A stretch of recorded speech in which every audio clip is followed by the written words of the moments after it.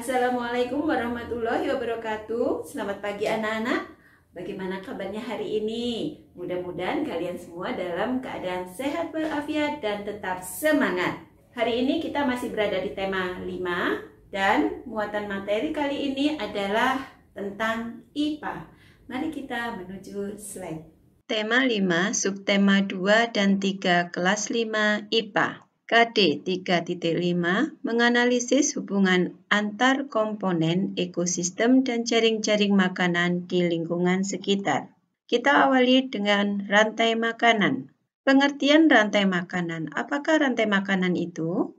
Rantai makanan adalah hubungan antara makhluk hidup yang saling makan dan dimakan. Contoh rantai makanan dalam ekosistem sawah misalnya. Nah, di sini ada tanaman atau padi.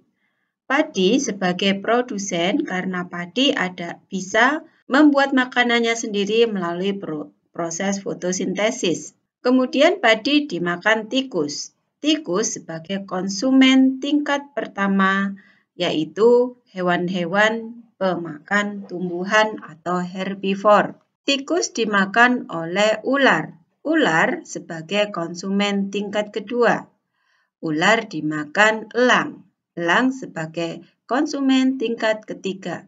Kemudian elang mati, bangkainya diuraikan oleh dekomposer. Alur rantai makanan, produsen adalah tumbuhan, di mana tumbuhan bisa membuat makanannya sendiri dengan cara fotosintesis. Kemudian, tumbuhan akan dimakan oleh hewan-hewan pemakan tumbuhan atau herbivora yang menduduki sebagai konsumen tingkat pertama. Kemudian konsumen tingkat pertama akan dimakan oleh konsumen tingkat kedua. Dan konsumen tingkat kedua akan dimakan oleh konsumen tingkat ketiga. Setelah konsumen tingkat ketiga mati, maka akan diuraikan oleh dekomposer yang merupakan mikroorganisme yang menguraikan bangkai kemudian membusuk dan menjadi sumber makanan tumbuhan. Jaring-jaring makanan. Jaring-jaring makanan atau siklus makanan adalah hubungan alami dari rantai-rantai makanan dan representasi grafis biasanya gambar dari proses makan dan dimakan dalam komunitas ekologis. Jadi kalau jaring-jaring makanan itu merupakan sekumpulan rantai-rantai makanan gitu ya Nana. Nah, ini contohnya. Tumbuhan itu bisa dimakan tikus, dimakan kelinci, dimakan burung pemakan biji, dimakan belalang. Tumbuhan berperan sebagai produsen. Kemudian kelinci, tikus, burung pemakan biji, dan belalang berperan sebagai konsumen tingkat pertama. Kelinci bisa dimakan rubah, bisa dimakan elang. Rubah dan elang berperan sebagai konsumen tingkat kedua. Tikus bisa dimakan rubah, bisa dimakan elang. Burung pemakan serangga bisa dimakan rubah, bisa dimakan elang. Jadi belalang dimakan laba-laba, laba-laba dimakan burung pemakan serangga, burung pemakan serangga dimakan oleh rubah. Nah, dari kumpulan rantai makanan ini membentuklah jaring-jaring makanan, gitu ya Nana. Kemudian tugas buat kalian, tugas pertama, kalian menggambar rantai makanan untuk ekosistem. Kalian boleh memilih salah satu, boleh ekosistem hutan, kebun, sungai, dan laut. Digambar di buku gambar, kemudian dikasih nama, tanggal tugas, kemudian difoto dan dikirimkan ke WA Teacher. Selanjutnya, hubungan antar makhluk hidup dalam ekosistem. Ekosistem adalah tempat berlangsungnya hubungan antar makhluk hidup dengan lingkungannya. Ekosistem dibedakan menjadi dua, yaitu ekosistem alam dan ekosistem buatan. Ekosistem alam contohnya hutan, danau, padang pasir, dan lain-lain. Ekosistem buatan contohnya sawah, waduk, kolam, akuarium, dan lain-lain. Dalam sebuah ekosistem akan terjadi hubungan antar makhluk hidup yang akan membentuk rantai makanan dan simbiosis. Apakah simbiosis itu? Simbiosis adalah hubungan yang khas antara dua makhluk hidup yang hidup bersama-sama. Simbiosis bertujuan sebagai usaha makhluk hidup untuk bertahan hidup di lingkungannya. Simbiosis dibedakan menjadi 3, yaitu simbiosis mutualisme, simbiosis parasitisme, dan simbiosis komensalisme. Kita awali dari simbiosis mutualisme. Adalah hubungan antara dua makhluk hidup yang bersifat saling menguntungkan. Jadi kalau ada dua makhluk hidup, hubungan mereka sama-sama untung, gitu ya anak-anak. Contohnya, kerbau dengan burung jalak, lebah dengan bunga. Nah, hubungan antara kerbau dengan burung jalak ini sama-sama menguntungkan. Apa keuntungannya? Kerbau beruntung karena kutunya habis atau berkurang dimakan oleh burung jalak. Burung jalak beruntung karena dia mendapatkan sumber makanannya dari kerbau, yaitu berupa kutu kerbau. Kemudian lebah dengan bunga. Lebah dan bunga sama-sama beruntung.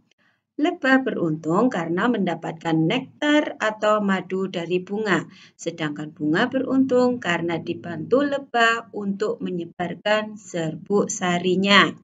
Nah, ini contohnya, ini burung-burung jalak ya, yang bertengger di atas kerbau untuk memakan kutu kerbau. Selanjutnya, yang kedua simbiosis parasitisme. Adalah hubungan antara dua makhluk hidup yang mengakibatkan yang satu mendapat keuntungan, yang lainnya mengalami kerugian. Jadi kalau ada dua makhluk hidup, yang satu untung, yang satu rugi, gitu ya. Contohnya, benalu dengan inangnya. Benalu beruntung, sedangkan inangnya ini mengalami kerugian. Benalu untung karena dia mendapatkan makanan dari inangnya atau tumbuhan yang ditempelinya. Sedangkan inangnya ini dirugikan karena makanannya atau sari-sari makanannya diserap oleh benalu atau dicuri oleh benalu. Kemudian kutu dengan manusia. Kutu beruntung karena menghisap darah manusia, sedangkan manusia dirugikan karena kutu dianggap sebagai pengganggu. Kemudian Rafflesia dengan inangnya. Rafflesia mendapatkan makanan dari inangnya dan inangnya mengalami kerugian karena sari-sari makanannya diambil oleh Rafflesia. Nah, ini adalah contoh bunga Rafflesia. Selanjutnya adalah simbiosis komensalisme. Adalah hubungan antara dua makhluk hidup yang menguntungkan salah satu pihak tapi tidak merugikan pihak lain. Jadi kalau ada dua makhluk hidup, yang satu diuntungkan, yang satunya tidak untung, tidak rugi gitu ya. Contohnya, anggrek dengan pohon besar atau pohon mangga misalnya. Anggrek merasa beruntung karena dia mendapat tumpangan atau mendapat tempat untuk hidup gratis di atas pohon yang besar sehingga dia mendapatkan sinar matahari yang cukup.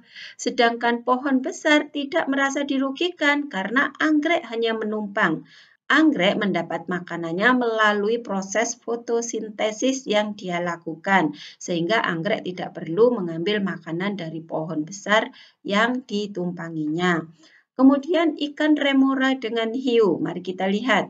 Nah, ikan remora selalu mengikuti kemanapun hiu pergi. Tujuannya adalah untuk mendapatkan sisa-sisa remah-remah makanan dari hiu. Jadi hiu ini kalau berburu mendapatkan mangsa, maka mangsanya akan dikoyak-koyak, sebagian remah-remahnya akan terlepas dan dimakan oleh ikan remora. Ikan remora merasa beruntung mendapat makanan, sedangkan hiu tidak untung juga tidak rugi. Ya. Selanjutnya, tugas 2, menyebutkan contoh hubungan simbiosis, mutualisme, parasitisme, komensalisme. Masing-masing sebutkan 2 selain contoh-contoh yang sudah teacher sebutkan tadi.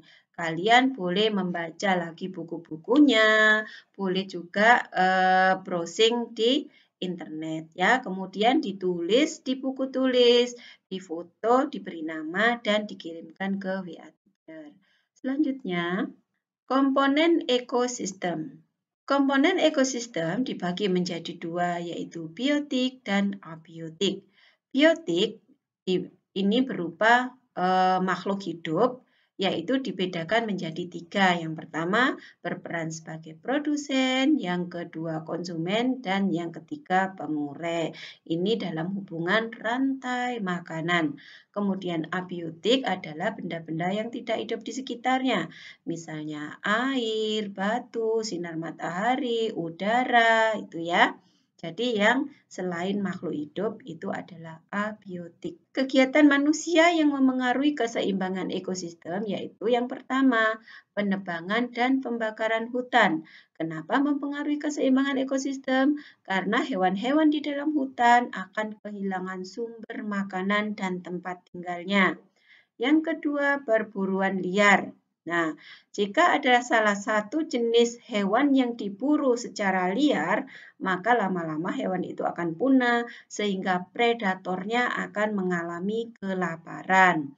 Sedangkan konsumen yang ada di bawahnya akan mengalami pertumbuhan yang sangat pesat. Contohnya misalnya tikus, ular, dan elang. Ketika ular diburu secara liar dan mengalami jumlah yang sangat berkurang, maka tikus akan berkembang biak dengan cepat karena tidak memiliki predator atau predatornya berkurang, sedangkan elang dia akan mengalami kelaparan karena buruannya atau mangsanya banyak diburu oleh manusia. Kemudian yang ketiga, pembangunan industri atau pabrik. Nah, ini menyebabkan pencemaran lingkungan yang akan memengaruhi lingkungan di sekitarnya sehingga mempengaruhi keseimbangan ekosistem. Kemudian penggunaan bahan kimia di bidang pertanian. Misalnya contohnya adalah penggunaan pestisida yang berlebihan. Bisa mengakibatkan hewan-hewan yang seharusnya bukan hama ikut mati bersama hama yang disemprot oleh pestisida dan mengakibatkan kualitas tanah menjadi buruk. Tugas ketiga menyebutkan komponen ekosistem sungai ya. Jadi di dalam komponen ekosistem sungai ini ada komponen biotik dan abiotik. Biotiknya berupa apa saja dan abiotiknya berupa apa saja. Kemudian ditulis di buku tulis, diberi tanggal dan nama, difoto, dikirimkan ke WA Teacher. Nah, itu saja pertemuan kali ini anak-anak. Mudah-mudahan kalian bisa mengerjakan tugas dengan mudah dan lancar. Tetap semangat, tetap jaga kesehatan. See you later and wassalamualaikum warahmatullahi wabarakatuh.